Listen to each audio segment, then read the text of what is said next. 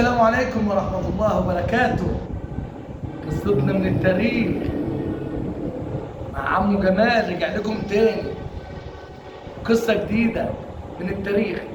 بس مش قصدي من قصص من التاريخ ان اقول لكم القصة بتواريخها تعليمية، لا، انا بقول لكم كحكاية تستمتعوا بيها، يستمتع بيها الشاب والكبير والصغير والمتعلم واللي مش متعلم، كل الناس تستمتعوا بيها.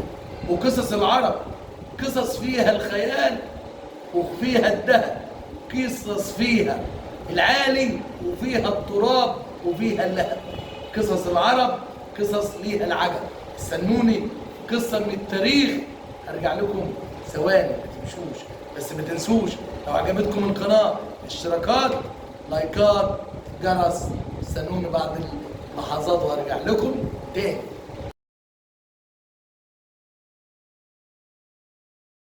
حكايتنا النهارده مع يوم اسمه يوم الفجار الثاني. يوم الفجار الاول ويوم الفجار الثاني. الاول اقول لكم بعدين حصل خفيف. وليه سموه بالفجار؟ ان العرب كان محرم عليهم شهور زي شهور الحرم، وعندنا احنا شهور الحرم ايه؟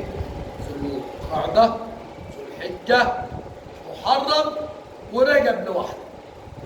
كانوا العرب محرمين فيهم القتال، بس الحرب دي حصلت كان في اشهر الحرم، بعد سموها الفجار عشان كده. ايه حكايتها وايه روايتها؟ كان في واحد اسمه البراد ابن قيس قريش، اسمه براد ابن قيس. كان شرس، كان خليع، كان بيقتل، كان فتاك، كان ملوش كلمه، ما كانش حد من العرب بيحبه. في يوم من الايام كان قاعد عند المنذر النعمان بن المنذر، والنعمان بن المنذر قال وهو قاعد: مين يحمي اللطيمه بتاعتي؟ مين يجير اللطيمه بتاعتي؟ ايه هي اللطيمه؟ اللطيمه دي كان بيبعت بضاعه من الحيره تروح لغايه سوق عكاظ، واخدين لي بالكم، ويبيعها هناك، بس ناس تحميها من العرب. بعدين كان مين قاعد جنب البراد؟ كان قاعد واحد اسمه عروة ابن عتبة ابن جعفر ابن كلاب. عروة ابن عتبة ابن جعفر ابن كلاب. بعدين اول ما سمع الكلام ده البراد قال ايه للنعمان؟ قال له محدش يقدر يجيرها على نجد، محدش يقدر يحميها من نجد.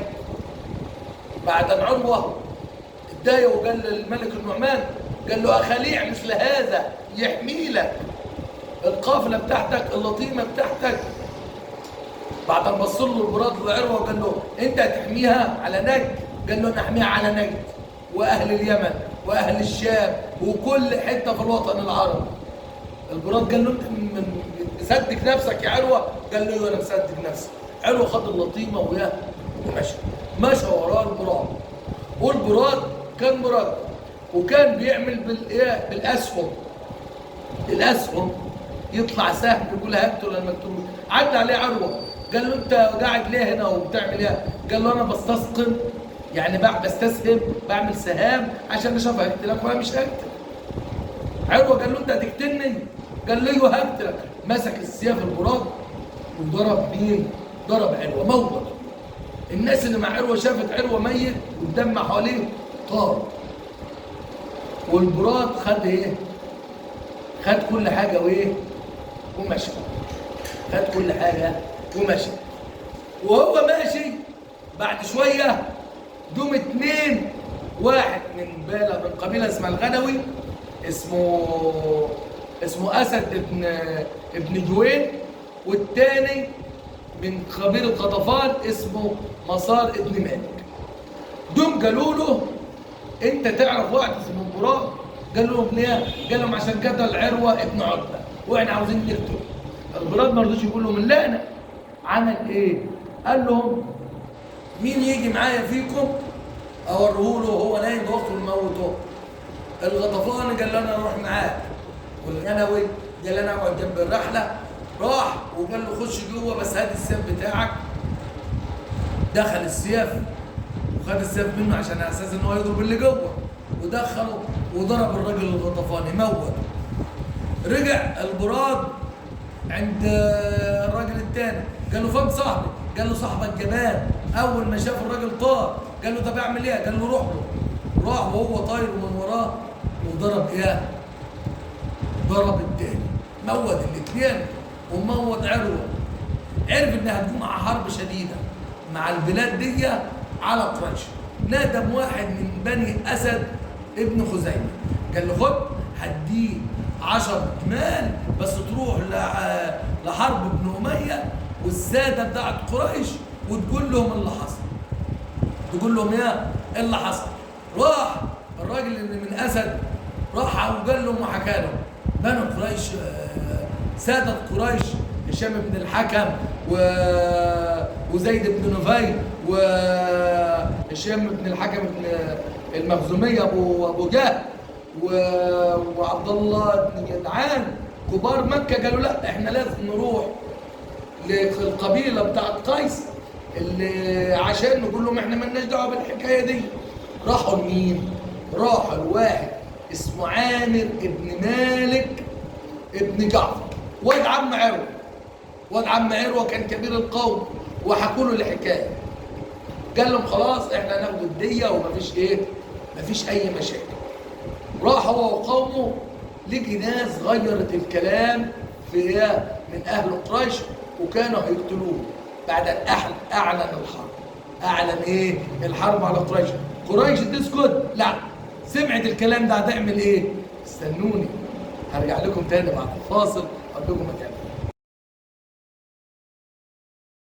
المهم يا شباب اهل قريش واللي كان اهل قريش معروفه بالقوه ما كانش حد يقدر يتكلم مع قريش بعد الحرب دي تاني. وكانت قبيله قويه وقبيله شديده وعائلات كتير فيها وقبيله من اعظم القبائل في العرب بل هي اعظم قبيله في العرب كانت قريش. وكان النبي صلى الله عليه وسلم ليه حوالي 20 سنه وكان مع امامه في الحرب دي. المهم يا اولاد قريش لمت نفسها لمت كبارات قريش بني اميه حرب ابن اميه واخوه العاص واخوه سفيان وابنه حرب ابن سفيان ولموا ايه؟ حرب ابن سفيان ولموا كل الكبار وعبد الله بن جدعان ولموا الاحباش ولموا كل اهل قريش. وبني عامر او عامر بن مالك ابن جعفر بن كلاب لم كل القبائل اللي بتكره قريش. اسد على غطفان بعد ان بقيت حرب اكبر حرب في العرب حصلت. قريش بقوتها وقبائل كتير بقوتها واجتمعوا كلهم على داخل مكه. فاول البدايه عبد الله بن جدعان اشترى 400 درع كان غني اشترى 400 درع وعطى اسلحه لاهل قريش. وحرب ابن اميه واخواته ربطوا رجليهم عشان ما يهربوش من ايه؟ من الحرب. دخلت قبيله اسد وغطفان والغنوي ودخلوا على قريش. في البدايه الهزيمه كانت هتوصل لبني ايه؟ لقريش على قريش كانت هتتهزم قريش. وقفوا امام النبي الزبير بن عبد المطلب والعباس بن عبد المطلب وابي طالب وحمزه وكل امام النبي وقفوا لبني هاشم. وقف هشام بن المغيرة ابن الحكم بن المغيرة المخزومي وقفوا قبيلته وبني أمية وقفوا بقبيلتهم. ودارت الحكاية وكانت هتتهزم قريش وكانت هتخش على مكة هتخش على مكة على الكعبة هتخش على الكعبة. دكهم أول ما شافوا إن هم داخلين على الكعبة ما رضوش يخش عليهم. وقريش أول ما شافوا نفسهم هيتغلبوا بسبب إن هم هيخشوا مكة والكعبة هتتدمر قوموا وشدوا حيلهم. فضلوا يحاربوا والنبي كان بيساعد إمامه بالسهام وفضلوا يحاربوا لغاية ما قريش انتقمت اتحولت لأسد هزمت كل القبائل اللي كانت ضدها في الاخر واحد وقف منهم قال لهم يا قريش كفايه كده، انتوا بتموتوا بطريقه شديده. قال له عبد الله بن جدعان، ولينا قصه لعبد الله بن جدعان دي بعدين احكيها لكم. عبد الله بن جدعان قال له احنا قوم كده اللي بيحاربنا بنموته، قريش كده. قال له طب احنا عاوزين نتصالح. اتصالحوا، شافوا ان قريش غالب القبائل الثانيه ب 20 واحد. يعني ده مثلا لو جات لنا 10 قريش جات لها 30. بعدين قالوا ندفع ايه؟ الديه. قالوا خلاص ندفع الديه.